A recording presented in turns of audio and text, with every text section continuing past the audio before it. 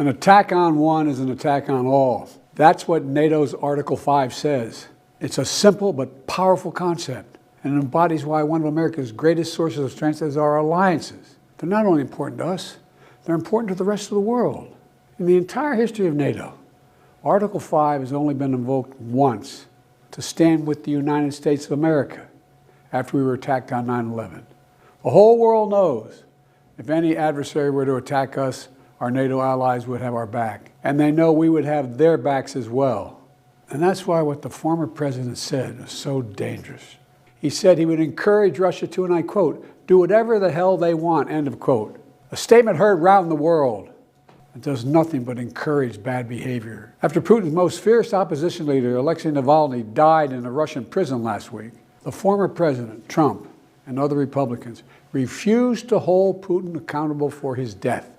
Instead, Trump said Navalny's death made him realize how bad America is. He said, and I quote, we are a nation in decline, a failing nation, end of quote.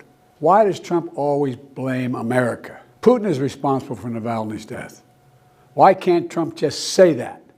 Putin's responsible.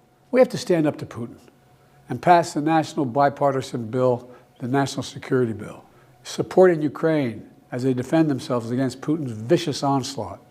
The Senate's already acted. It's time for the House to act now because the votes are there. The Speaker needs to call a vote and abide by the will of the House. A clear majority supports what the Senate supports. So we can stand with Ukraine and send them the supplies they need to defend themselves.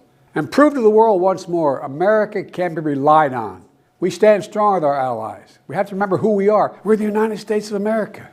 We keep our commitments. We never walk away from our friends. And we sure as hell don't bow down to Vladimir Putin.